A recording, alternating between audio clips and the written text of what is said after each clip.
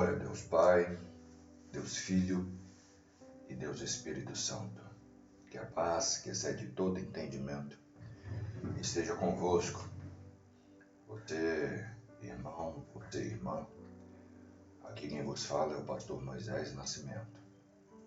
Nós estamos na série Orando a Palavra com o tema Propósito na Oração. Esse é o capítulo 11 da série. Antes de iniciarmos, eu peço que você que ainda não curtiu, ainda não me segue, ainda não se inscreveu no canal, vamos lá, se inscreva no canal, curta esse vídeo, compartilhe, olhe a série por completo. Eu recomendo que você veja todos os capítulos. Eu recomendo também que você me siga nas outras redes sociais. TikTok, Pastor Moisés Nascimento. Instagram, Pastor Moisés Nascimento. Aqui no Facebook, Moisés Nascimento. E que Deus abençoe a sua vida através desta série.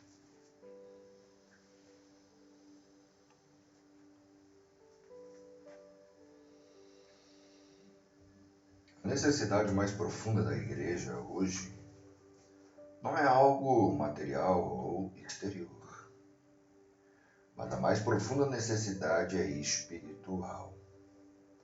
O trabalho sem oração nunca trará o reino. Negligenciamos orar como nos foi escrito. Nós raramente entramos no quarto de oração e fechamos a porta para ter um tempo de oração. Os interesses do reino estão nos pressionando muitíssimo e nós devemos orar.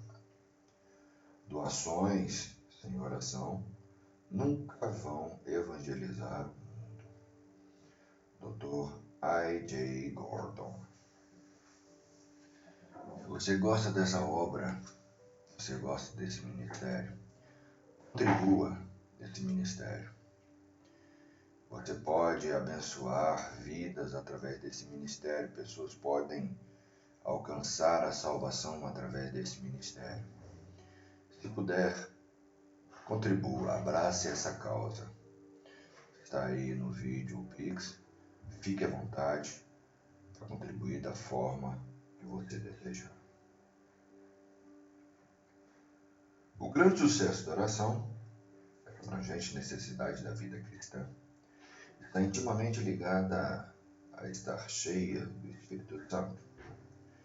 Temos acesso ao Pai e o mesmo Espírito, Efésios 2,18. E pelo mesmo Espírito, tendo entrado na sala do trono, pelo novo e vivo caminho, somos capacitados a orar na vontade de Deus.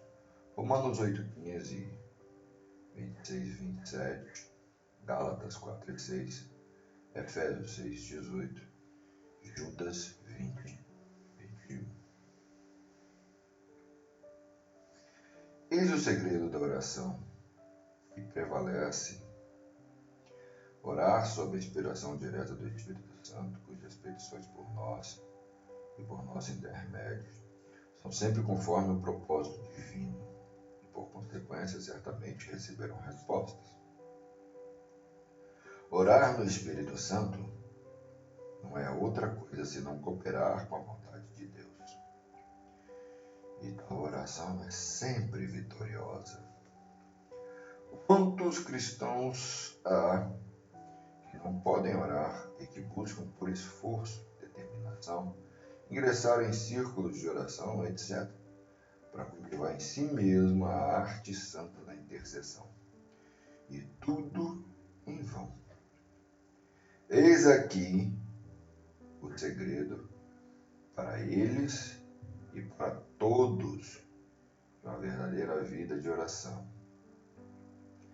ser cheio do Espírito Santo, que é o Espírito da graça e da súplica, segundo o reverendo Keith Stewart. O O capítulo anterior foi encerrado com a declaração de que a oração pode fazer tudo o que Deus pode fazer. Essa é uma tremenda declaração a ser feita, mas é uma declaração nascida pela experiência e história. Se estamos permanecendo em Cristo e se nós permanecermos nele, estamos vivendo em obediência à sua santa vontade. Se nos aproximarmos de Deus em seu nome, não estarão abertos diante de nós os recursos infinitos do tesouro divino. O homem que verdadeiramente ora consegue de Deus muitas coisas que são negadas ao homem que não ora. O objetivo de toda verdadeira oração é conseguir a coisa pela qual você orou. Assim como o choro da criança por pão tem como fim conseguir o pão. Essa visão retira a oração da esfera da performance religiosa. A oração não é representar um papel ou deixar-se levar por moveres religiosos. A oração não é nem oficial, nem formal, nem cerimonial, mas direta, calorosa e intensa. A oração não é uma obra religiosa que deve progredir. É de grande proveito quando bem feita. A oração é uma criança indefesa e necessitada, clamando pela compaixão do coração do Pai e pela generosidade e poder da mão de um Pai. A resposta é tão certa de vir quanto o coração do Pai pode ser tocado e a mão do Pai movida. O objetivo de pedir é receber. O objetivo de buscar é achar. O propósito de bater é despertar a atenção e entrar. Essa é a aceleração de Cristo, repetida e reiterada, que a oração sem duvidar será respondida. E seu fim, sem dúvida, assegurado. Não de uma maneira indireta, mas recebendo exatamente a coisa solicitada. O valor da oração não se encontra no número das orações e no cumprimento das orações, mas seu valor se encontra na grande verdade de que somos privilegiados por nosso relacionamento com Deus, ao avaliar nossos desejos e tornar nossos pedidos conhecidos por Ele. Ele nos avalia atendendo às nossas petições. O filho pede porque é do hábito do pai conceder os pedidos do filho. Como filhos de Deus, nós precisamos de algo, e precisamos muito, e vamos até Deus por isso. A Bíblia de um filho de Deus conhecem aquela declaração meio infiel de que devemos responder nossas próprias orações. Deus responde orações. O cristão verdadeiro não ora para animar-se, mas sua oração o motiva a agarrar-se a Deus. O coração da fé não conhece nada daquele ceticismo enganador que detém os passos da oração e esfria seu ardor ao sussurrar que a oração não afeta a Deus.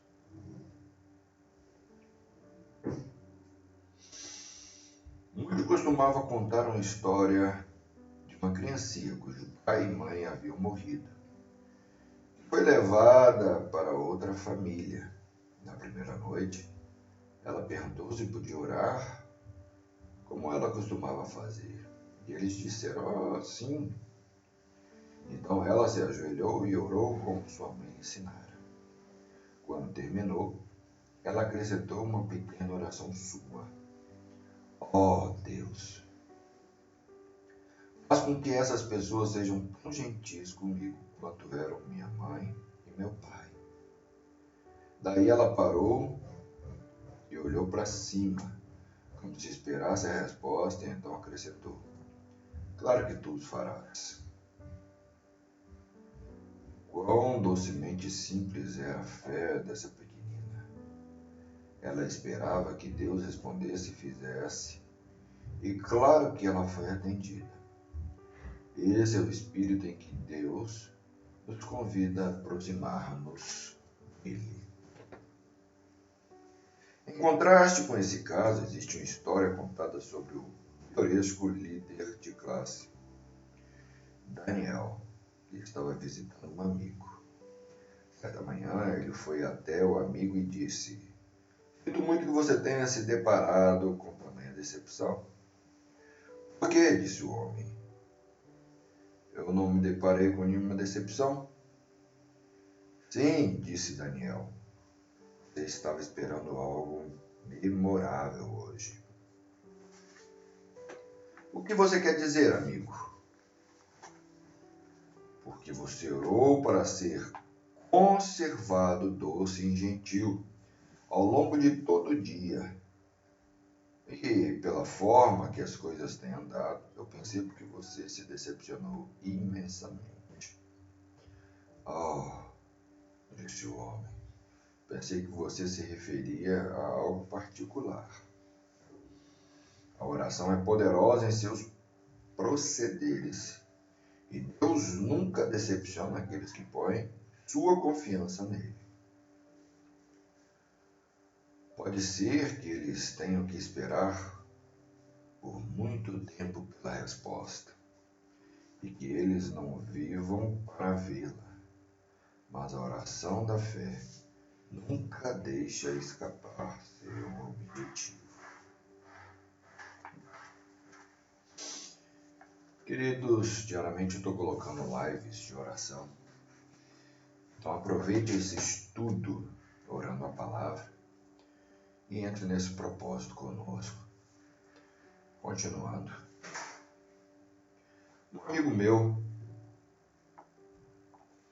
nos Estados Unidos havia pregado seu sermão e se afundou de volta em sua cadeira, até que ele se sentiu impelido a fazer outro apelo. Disse o doutor Wilbur. O garoto, nos fundos da igreja, levantou sua mão. Meu amigo deixou o púlpito, foi até ele e disse: "Fale-me sobre você." O garoto respondeu: "Moro em Nova York. Eu sou um pródigo. Desgracei o nome do meu pai e quebrei o coração da minha mãe. Eu fugi e lhes disse que eu nunca voltaria, até que eu me tornasse cristão. Ou que eles me trouxessem morto para casa." Naquela noite, saiu uma carta dizendo aos seus pais e à mãe do garoto que eles se voltaram para Deus. 7 dias depois, em um envelope de borda preta, chegou uma resposta em que se lia: "Meu querido garoto, quando recebi as notícias de você poder receber a Cristo Jesus, o céu estava escuro. Seu pai estava morto." Então, a carta prosseguiu contando como seu pai havia orado por seu filho pródigo. Em seu último suspiro, ele orou e pediu a Deus por salvação. E concluiu: "Você é cristão hoje porque seu velho pai não desistiu de você." Glória ao Pai, ao Filho e ao Espírito Santo.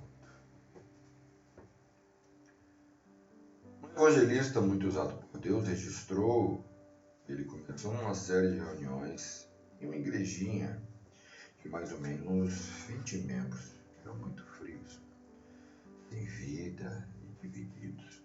Uma pequena reunião de oração era mantida por 2 ou 3 mulheres. "Peguei e concluí às 8 em ponto," ele disse. "Não havia ninguém para falar ou orar." Na noite seguinte, certo homem falou: Na manhã seguinte, eu dirigi por 6 milhas até o escritório de um ministro e me ajoelhei em oração. Voltei e disse para a igrejinha: se vocês conseguirem me acolher, eu ficarei até que Deus abra as janelas dos céus. Deus prometeu abençoar esses meios e eu acredito que Ele o fará. Em 10 dias havia tantas almas ansiosas que eu me deparei com 150 delas de uma vez em uma reunião. Enquanto cristãos estavam orando em uma casa de adoração, centenas, eu estimo, foram convertidas. É seguro acreditar em Deus, conclui ele.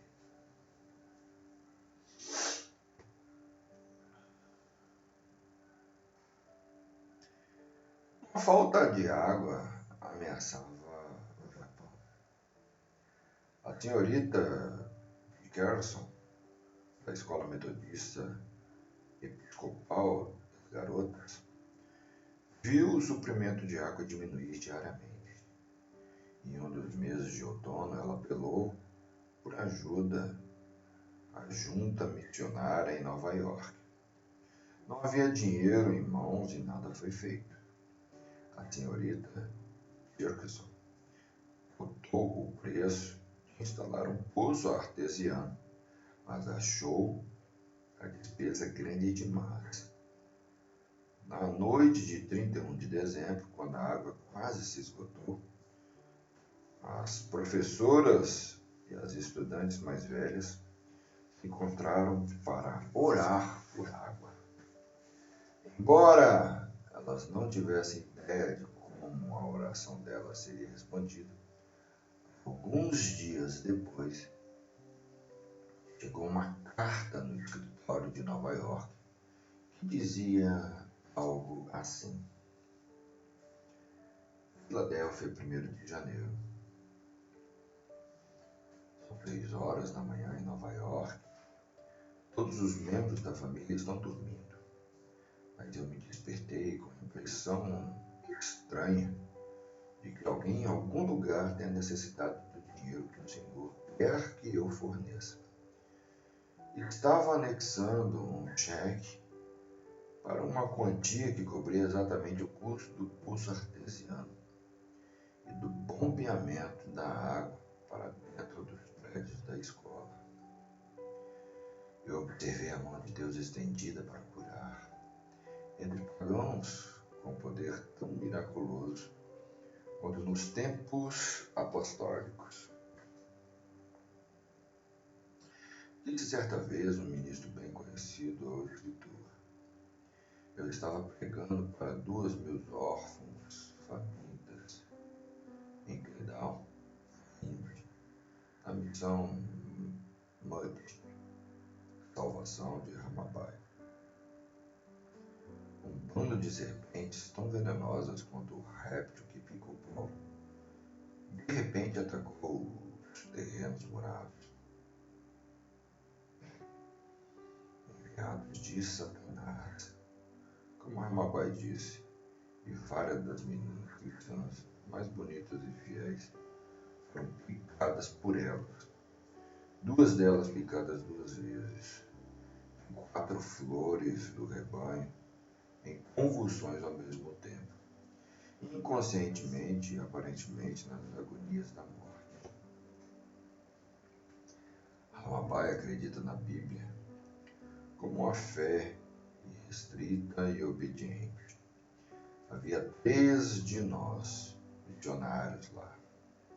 Ela disse: faremos exatamente o que a Bíblia diz, para que você ministre pela cura delas, de acordo com Tiago 1, 14, 18.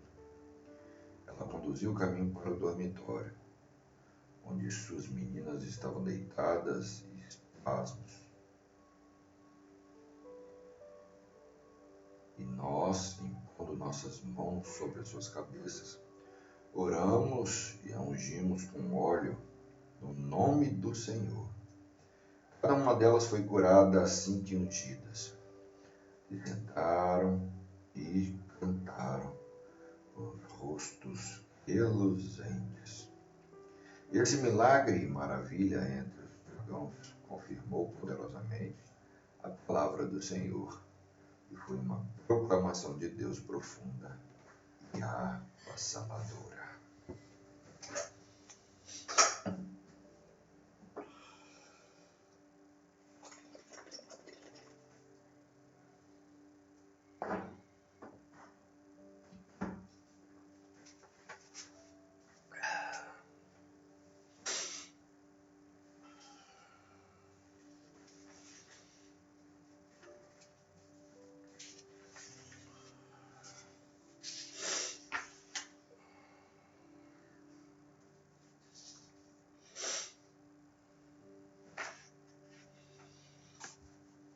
Que Deus abençoe sua vida, que você possa receber as bênçãos dos céus e que tudo aquilo que fizeres prospere. Não se esqueça de seguir, curtir, de compartilhar, contribuir nesse ministério. Abençoe vidas para que você também seja abençoado, com bênçãos sem medidas, sacudidas, recalcadas e transbordantes, na proporção de 30, 60 e 100 vezes mais. Fiquem na paz e que Deus nos abençoe.